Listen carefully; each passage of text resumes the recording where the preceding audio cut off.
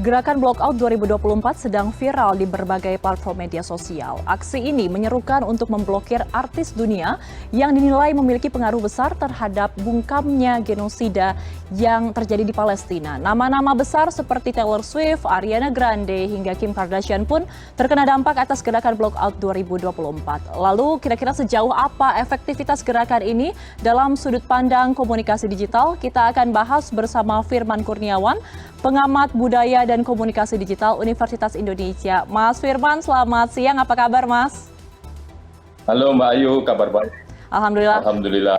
Baik, Mas Firman, kalau kita membicarakan mengenai Blockout 2024, ini kan sebenarnya ada beberapa pandangan yang bertolak belakang ya. Kalau yang pro mengatakan bahwa ini adalah bentuk solidaritas terhadap warga Palestina. Tapi yang kontra mengatakan bahwa sebenarnya ini adalah gerakan yang ujungnya akan sia-sia saja.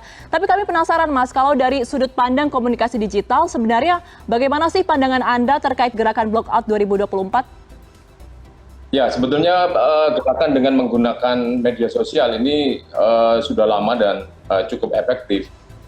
Kalau kita lihat sejarahnya mulai tahun 2010 yang disebut dengan Arab Spring, itu berhasil lewat Twitter berhasil menjatuhkan sekitar 16 pemimpin negara di dunia. Kemudian kalau kita juga ingat tahun 2020, para simpatisan K-pop itu memboikot Presiden Donald Trump waktu akan berkampanye untuk periode keduanya masa jabatan sebagai Presiden Amerika.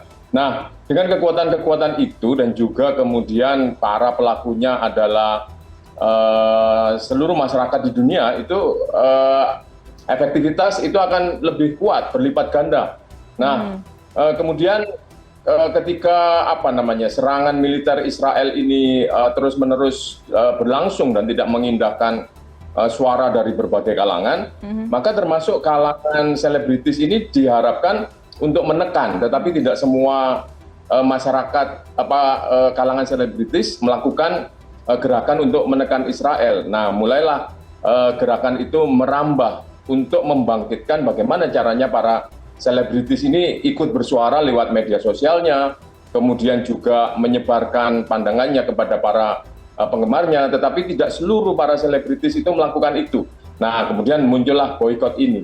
Nah, problemnya adalah para pelaku untuk mengajak boikot ini sebetulnya kan apakah benar-benar mereka seluruhnya paham tentang esensi dari gerakan. Kalau kita lihat gerakan dari media sosial ini, seringkali merupakan viral, penularan yang tidak semua orang paham gerakan di baliknya. Nah, ini mungkin mereka yang tadi kontra itu merasa bahwa gerakan ini bisa sia-sia, nggak ada gunanya. Seperti itu mungkin Mbak Ayu. Oke, Mas. Tapi kalau kita lihat ini kan semakin ramai ya dukungan untuk Palestina di media sosial. Ini kenapa sih, Mas, bisa terjadi? Dan menurut Anda, apakah sebenarnya gerakan seperti ini bisa mempengaruhi perangnya itu sendiri? Karena kan kalau kita melihat perang ini sebenarnya adalah situasi yang sangat kompleks ya. Ya, ketika himbauan ini adalah kekuatan moral, diharapkan mereka yang terlibat di dalam perang ini mengindahkan seruan-seruan moral. Nah, ketika seruan moral tadinya disuarakan oleh masyarakat awam, tidak diperdulikan, kemudian masyarakat ilmiah misalnya tidak diperdulikan juga, kemudian para pemimpin dunia bahwa kemanusiaan ini adalah hal yang tidak bisa diabaikan juga tidak diindahkan oleh militer Israel. Nah, kemudian mereka yang memiliki kekuatan cukup luas, yaitu para selebritis, para pesohor dan sebagainya, ini turut bergerak supaya gerakannya menjadi semakin luas. Nah, kalau seluruh dunia membenci aktivitas yang dilakukan oleh militer Israel ini, kan diharapkan perang segera diakhiri. Paling tidak mereka mengindahkan, tidak ada seorang pun, tidak ada satu pihak pun yang mendukung gerakan untuk genosida, gerakan untuk membasmi manusia, walaupun konteksnya adalah perang. Nah, sehingga diharapkan tadi gerakan lewat media sosial ini yang juga ditularkan oleh para selebritis ini bisa menggerakkan, tetapi nampaknya selebritis ini kan mempunyai pemikiran, mempunyai cara bergerak yang berbeda-beda. Nah, tidak semuanya mereka terlibat aktif untuk menyuarakan pendapatnya. Walaupun belum tentu yang tidak bersuara berarti pro atau mempunyai kedekatan dengan Israel, belum tentu. Mungkin mereka dengan aktivisme yang lain, seperti itu Mbak Ayu. Oke, jadi paling tidak ini kegelisahan masyarakat bisa terdengar ke seluruh dunia melalui media sosial ya Mas Firman. Tapi kalau tadi kan kita membicarakan mengenai perangnya itu sendiri. Kalau untuk artisnya seperti apa Mas? Apakah ini akan mempengaruhi mereka untuk bisa bergerak menyuarakan tolak genosida di Palestina? Karena ada nama-nama besar yang saat ini sudah kehilangan ratusan ribu followers. Apakah ini akan menggerakkan Mas? Ya betul, para selebritis ini kalau kita lihat kan jumlah pendukungnya dan sifat dukungan itu bersifat emosional.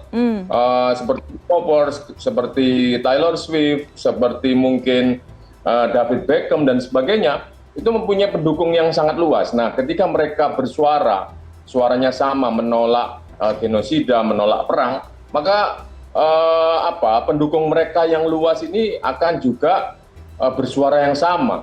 Gerakan anti pendudukan Israel di Palestina akan menjadi gerakan global. Nah, tapi tadi itu kok tidak semua para selebritis ini mempunyai gerakan yang nyata.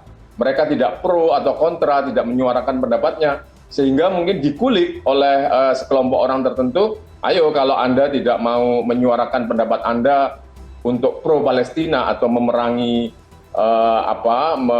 anti Israel, maka Anda akan kami cancel culture. Dukungan-dukungan yang sifatnya emosional akan kami tarik. Nah ini kan mungkin mengerikan bagi sebagian selebriti dunia, sehingga mereka dipaksa untuk melakukan menyuarakan pendapatnya tentang Palestina ini. Baik Mas, tapi kalau saya tidak salah ya, tadi saya sempat cek di media sosial bahwa saat ini akun Blockout 2024 ini sudah hilang di Instagram.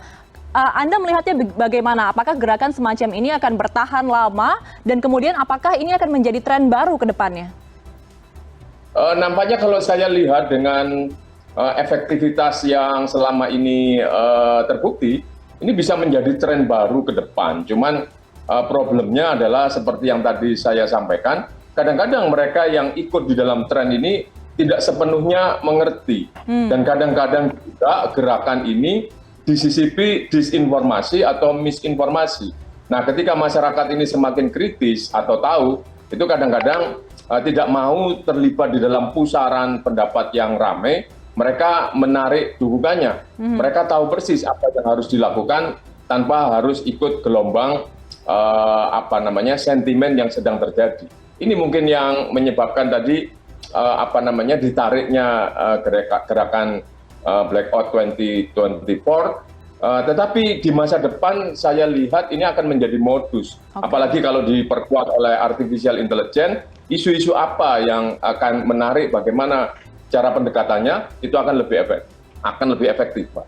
Oke, baik. Jadi kita sebenarnya masih punya harapan besar ya untuk melakukan gerakan membela Palestina melalui berbagai cara, salah satunya dengan memanfaatkan kekuatan dari media sosial itu. Terima kasih banyak atas analisanya, Mas Firman Kurniawan, pengamat budaya dan komunikasi digital Universitas Indonesia. Selamat siang, Mas. Sehat selalu.